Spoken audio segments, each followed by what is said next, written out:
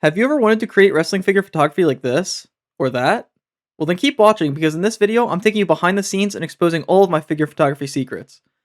Okay, maybe not all of them, but I'll show you my 3-step process of how to create the best wrestling figure photography in the game. But don't worry, this video isn't just for wrestling figure photographers.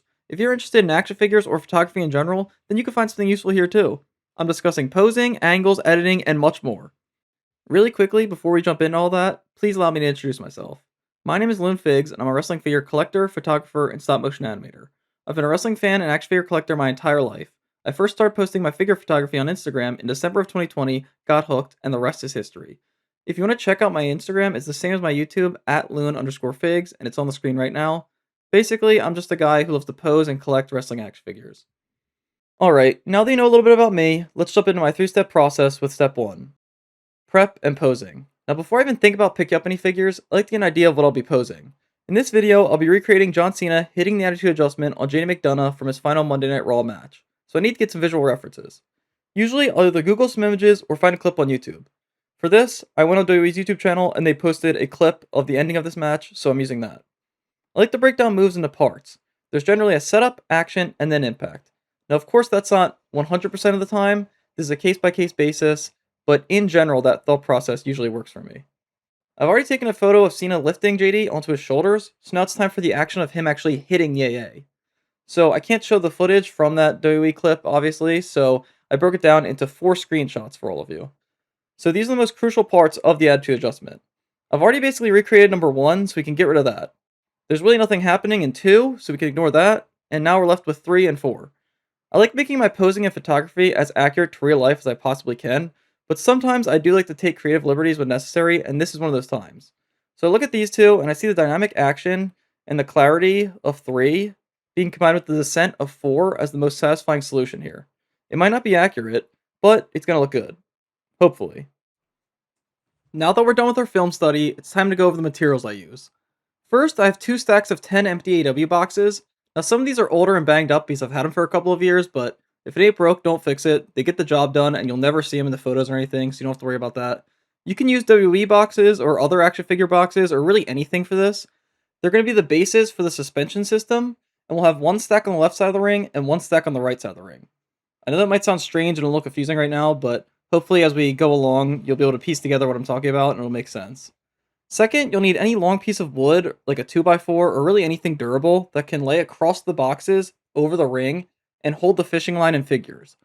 This is actually a wooden rifle that I got at a Civil War Battlefield gift shop when I was like 10 that sat in my closet for years and years until about 5 years ago when I wanted to start doing top rope moves and stuff like that with my figures. So I grabbed it and it gets the job done. The key with this is we'll go around your house and find like household items that you're not really using or anything. You don't really need to like spend money or like have an elaborate setup. Third, I use fishing line to suspend the figures above the ring. This is Zebco Omniflex. I don't know if that's quality fishing line or anything because I don't fish, but it's great for figure photography. And you can use string or whatever you prefer, but this is just what works for me. And I found that I've barely used any of it over the years because I'll end up recycling the same pieces over and over again if they're the right length for what kind of moves that I'm posing or whatnot. So that's very nice.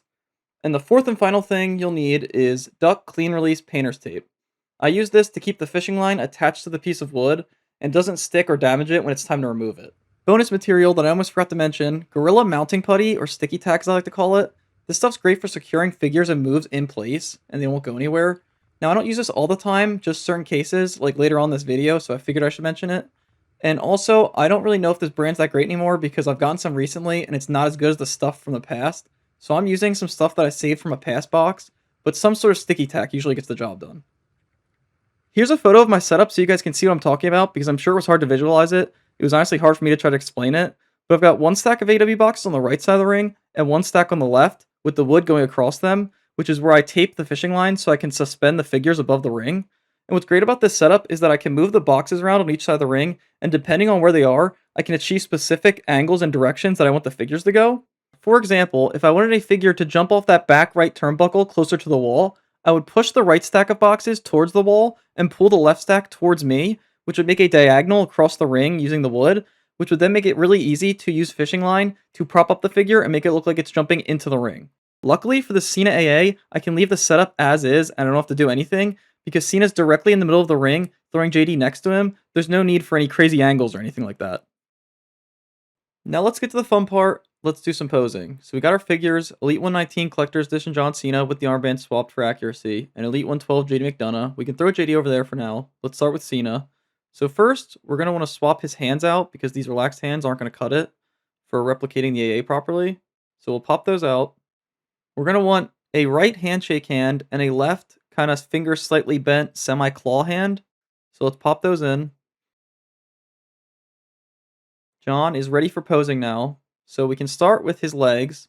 I'm going to slightly bend the knees, not too much, but not too little, just kind of a happy medium, and kind of position them towards the left a little bit. We'll also bend his torso a little bit, grab his arm, bend it a little bit, and kind of position the hand so it looks like it can hold JD's head. We'll also make his head face that direction because that's where he's performing the AA, and then we'll take his right hand and kind of twist it a little bit and bring his right arm above his head because that's where he'll be throwing JD's legs over. And of course, we can tweak this later, but this looks pretty solid for right now for what we're going for. So let's put John over to the side and move on to JD. So for JD, we're going to need to swap the hands as well because these relaxed hands are not going to cut it. So we'll pop those out. And you're going to want the exact same hands for JD, so a handshake and a slightly bent kind of claw hand. So let's pop those in. Now JD's ready for posing. So for JD, we're going to want to fully bend his legs and torso about as much as they can possibly go because he's getting thrown over Cena's shoulders. Also bend his knees. Don't forget the feet. Flipping around is going to help because that's how he'll look. So kind of adjust the legs and the knees as appropriate. So his right hand will be placed on Cena's chest and his left hand will be over his shoulder. So kind of try to get a pose that looks like it'll fit for that. And I think this looks pretty solid. We've got John and JD posed now, so I want to combine them to see how it looks before I move on to trying to suspend them with the fishing line. So I put JD's head in Cena's hand, and then Cena's other hand near his knee, kind of in between his legs. And I think this looks really nice. It looks like he's thrown him over his shoulders, and they're going to the ground. Now here's the two screenshots that I was showing earlier, and I think this is a really nice middle ground of both of them. Cena's legs are bent, so he looks like he's in the motion of hitting AA, and JD's not fully descending. He's getting thrown over his shoulders. We're kind of in the middle of that action, and this looks great. Real quick, I want to throw out these two posing tips that I have that I think could be useful. You can listen to these if you want, that's awesome. If you don't, that's fine. This is just kind of food for thought. So first, try to replicate what you see, but also take creative liberties when necessary. And what I mean by that is don't be afraid to over-exaggerate movements or poses if it makes for more dynamic, interesting photos. And second, people always say use all of the joints, and I would say I agree with that, but also don't take it so literally. The example I have is I'll see people posing the toe joint on Ultimates, even if the move or pose really makes no sense to have their toe bent like that. So I would say less is more with posing all the time, and don't just articulate just for the sake of articulating. Step 2. Fishing line and photos. Before I do anything, I like to break off a couple pieces of tape so that I have them ready to go whenever I need them. Starting out, this is crucial technique. You want to go behind the back and under the arms with the fishing line, not around his head, because that's going to be an absolute pain to edit out, and it's not as clean. This way, you have minimal fishing line over his body, which makes things a lot easier to edit.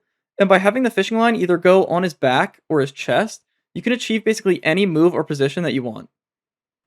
Here's a closer look at how I tape the fishing line to the wood. It's quite simple. You just cross the fishing line over on both sides and throw a piece of tape on it.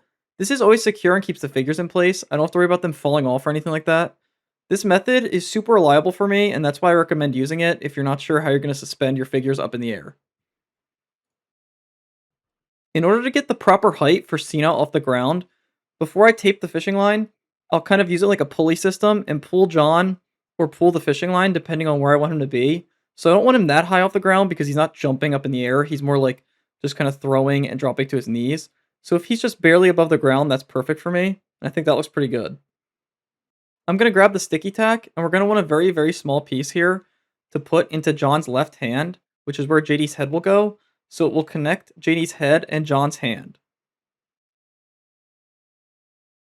I'm also going to put two pieces in JD's hands because one will go over John's shoulder and one will go on his chest, and these will connect JD to John and John to JD, so there will be one unit, which is what we're looking to do. We want them to be like a solid unit so that they're very easy to suspend above the ring.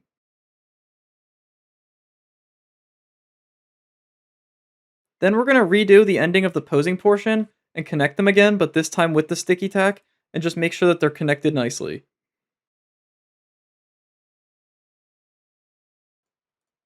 I'm going to fast forward the rest of this because it's just very tedious posing and making sure everything looks half decent, but I'd like to give some tips on the fishing line process.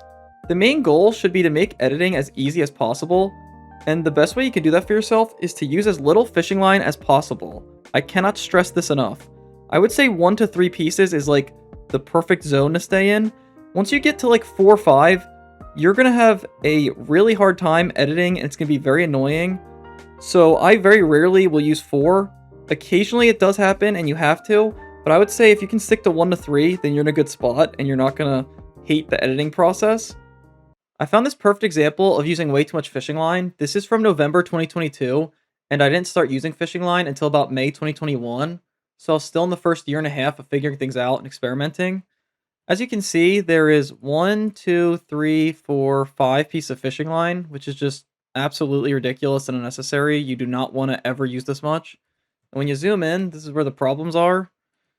You can see that Jimmy Uso's face is just completely covered by the fishing line. It almost goes into his eye, it's over his eyebrow, it's over his mouth. This is going to be practically impossible to edit out cleanly and easily, which is not what you want. It's actually the exact opposite of what you want. You want to make the edits, as I said earlier, easy and quick. And then if we look at his arm over here too, you can see his arm has the fishing line going over it where the tribal tattoos are. This is just going to be so ridiculously annoying to edit, and it's not going to look good, and you do not want that. Here's the finished version of that photo, and I know from far away, at first glance, you might think, hey, this doesn't look too bad. But when you zoom in, the problems rear their ugly head once again. This is just absolutely abysmal. This looks atrocious. It looks like someone smudged Jimmy Uso's face with an eraser or something. You can just tell right away this isn't clean, doesn't look nice. I mean, you look at the arm is arguably worse. There's phantom lines of like where the fishing line was, and the entire tattoo is smudged and just looks really bad. Here's a pretty recent photo that I took that uses 4 pieces of fishing line, and this is the correct way to do it. As you can see, here they are, 1, 2, 3, 4. And when you zoom in, they're not covering anyone's face or anything super important. These would all be super easy edits. And a lot of them are barely even covering portions of their body. They're kind of in the background. This is the only part that you could argue might be annoying, but that's nothing compared to going over Jimmy Uso's face or his full arm tattoo. And here's the finished version of that. And as you can see, it looks super clean. And you can't even tell if there was any fishing line used, especially right here, which was the problem area that I was talking about. It looks completely fine. And the rest of it looks super clean, which is exactly what you want when you use fishing line. You want people to not even be able to tell that you use fishing line, and it looks like the figures are actually freely floating in the air. I hope this was helpful and helped illustrate my point better, because if you don't use less fishing line, you might end up looking like Jimmy Uso. Also, if you're not satisfied, just start over. Take my word for it, I've done it many times. If I don't like the way something looks right away, I'll just start over and scrap it, or get up and walk away and come back with a fresh set of eyes. It's the best thing you can do. Forcing it if you don't like the way it looks is not going to end well.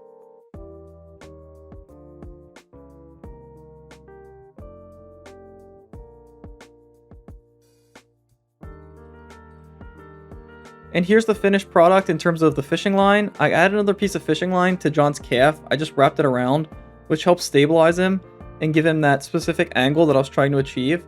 And then the other piece of fishing line that was originally just around John, I also wrapped around JD's boot / ankle, which helps because JD was kind of weighing him down a little bit. So this helped even everything out.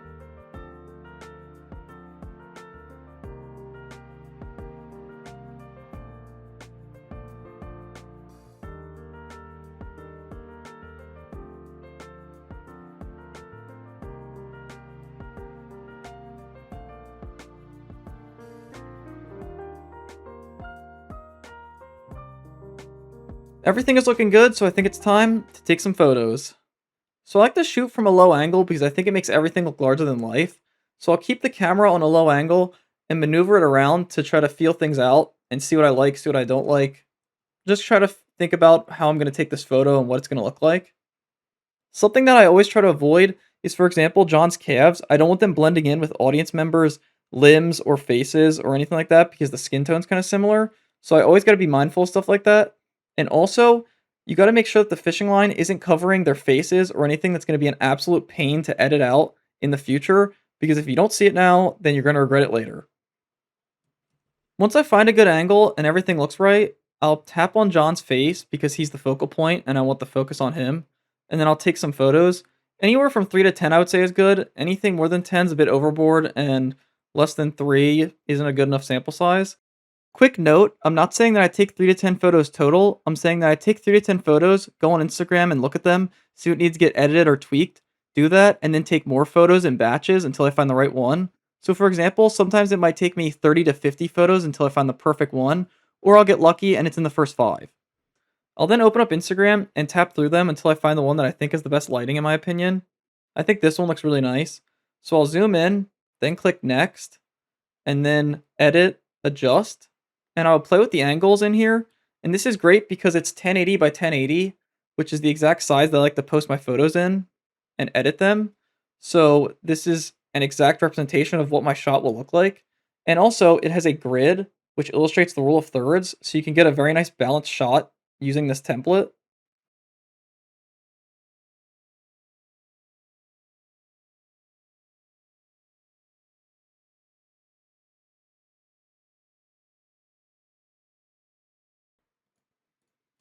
Once I'm happy with the way everything looks, I can press the back arrow,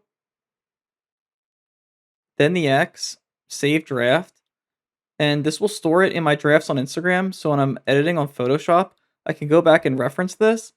And it's also great because it stores the exact angle that it's at. So at the very end, I can type in the angle that it says on Instagram on Photoshop and achieve the exact same look. Step 3, editing.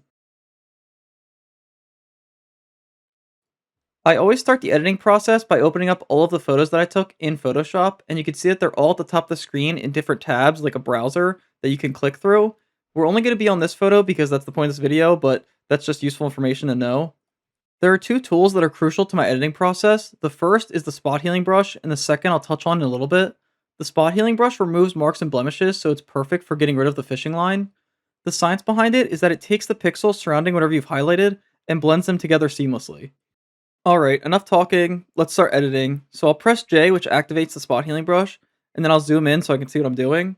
You can adjust the thickness of the brush using the bracket keys, and you basically just start painting over it, and it completely disappears. The fishing line's just gone, it's like magic, it's very convenient. And you just go over it until it looks good, and I go from the top to the bottom usually, and I'll just go from one piece of fishing line to the next.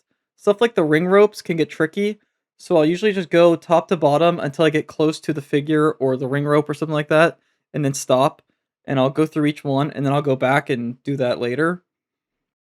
When I come back around and the fishing line is close to the figure like this, I just make the brush smaller, and as you get closer to the figure, you make it smaller and smaller until the fishing line is completely gone, and it blends right in. The same applies to areas like this where the ring rope is in the way. You just make the brush smaller and then touch up the ring rope afterwards. The spot healing brush is great, but it definitely has its limitations. On Cena's calf where the fishing line is, it's struggling a lot to make it look clean, unlike the green background. So this is where our second tool comes in, the brush tool. Before I just start painting with the brush tool, I'll press the plus sign at the bottom and make a new layer. Then I'll press I for the eyedropper, which whatever color I click on will grab that color for me. So I'll grab that green. Then I'll press B for the brush tool, go up to the top and make sure it's on soft round with 100% opacity and 15% flow. And then I'm ready to start painting. It's just like MS Paint if you've ever used that. And you just paint like an actual paintbrush over whatever you want, which I don't want that fishing line there, so I'll paint over it, and you can see it blends very nicely. Cena's calf is a bit of an extreme example of using the brush tool, but I think that's why it's perfect to show how it works. I start out by fixing the shape of the top of his calf and the fishing line that's on top of it, and then I move on to the middle portion. The middle portion is basically just painting fundamentals where I look at the highlights, shadows, and midtones and then paint and blend accordingly using the eyedropper tool for precise colors. I always make sure to zoom out every now and then to see how it looks from far away, because the main thing here is I don't want anyone to be able to tell that I painted Cena's calf. I just want them to look at his calf and not even question it.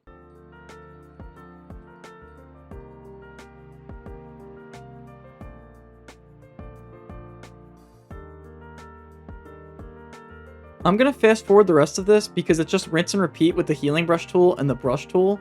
I had 38 minutes of footage of me editing this, and I'm not gonna make anyone sit through that because that's just ridiculous. If you guys want a more in-depth look at my editing process, I could make another video, just let me know. Also, I've been asked a lot over the years why I don't have a backdrop and I keep the plain green background, and I would say the main reason is because of how cleanly I can edit out the fishing line and make it look like there was none used at all. I've tried backdrops in the past, and I'm just not the biggest fan of how you can't edit out the fishing line in an efficient manner, and you can almost always tell where it was because it leaves streaky lines.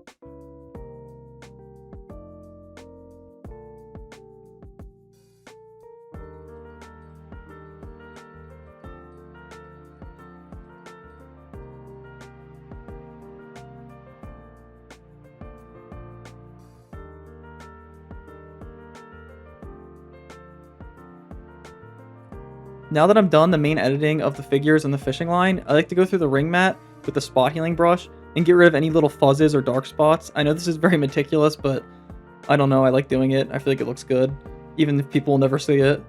And then I like going through the background with the actual brush tool and fixing any slight imperfections or anything that doesn't look great.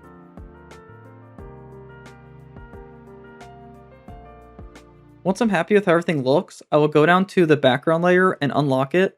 Shift click the layer above it and click the folder to group them together. Then I'll go to image, canvas size, and type in 1080 for width and 1080 for height, because that's standard Instagram dimensions. Okay, proceed. Then I'll click and drag Shift and Alt to resize the photo down to the new size. Then I'll shift click the rulers on the side of the screen to 360 and 720 for the X and Y axis, so that I can recreate the Instagram layout and see exactly how it looks with the rule of thirds. Then this is when you go back and reference your Instagram drafts to find the exact angle that the photo is at so we can recreate it. After checking, it is negative 0.8, so I can go up to the little angle up there and type in negative 0.8 and it adjusts it automatically for me. Then I'll shift alt drag again to resize it back up, and I can click control apostrophe to bring up this secondary grid. I like to imagine that there's a border around the photo that's about 1 to 2 of those little squares wide, so I like to keep it within that range because I think it looks clean. Then I can use the arrow keys left and right to get the photo exactly how I like it. We're almost done, but I still need to add my logo, so I'll go up to the top and click on the Netflix Raw tab, which will take me to this photo where my logo is. I can then click on that layer and make the 2 rectangle layers above it visible, shift click all of it, control C to copy it, go back to my other photo, shift control V to paste it exactly where it was. Then I'll shift drag one of the rectangles to the left and my logo there because I think it looks better on the left than the right. And then I can click on both rectangles and backspace to delete them. Now I select group 1, right click, merge group, then I go up to the top and click filter, camera raw filter, and this is how I color correct my photos. I do the same settings for pretty much every photo. There are times when I switch it up, but for now these are the settings I've been liking. They've been changing over the years because I've been fine tuning and tweaking them. I think I'm pretty satisfied with these for now, but who knows, in a couple of years from now they might change. But they are -10 highlights, -10 shadows, -10 temperature, +5 tint, +5 saturation. The most important to me is temperature, which adjusts how much yellow or blue there is in an image. -10 adds the blue back in because I have very yellow lights, so I like to offset that with the temperature setting, and I think it looks really nice. I'm not saying everyone should use these settings. Do what settings work best for you. These are what work best for me, so I use them. Once I'm done color correcting, I'll click OK, and now all that we have left to do is export it. So I'll go up and click File, Export, Export As. Change the format from PNG to JPEG, adjust the quality to the highest, click export, name it whatever I want, save it, and we're done. Finally, the moment you've all been waiting for. Drumroll please!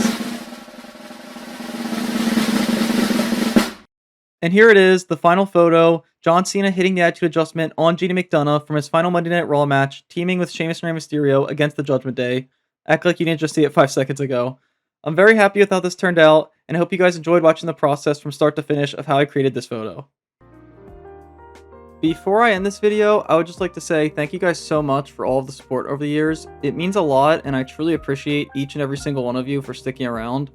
Also, I would love if you guys could please drop a comment and let me know if you enjoyed this video, if you thought it sucked, what you liked, what you didn't like. I'm open to any and all feedback because I want to keep improving and making these videos better and better. I've got a lot of ideas and more stuff coming soon, so please be on the lookout for that. Alright, I'll stop talking. I ran out of stuff to say. Thanks for watching, and I'll see you guys in the next video.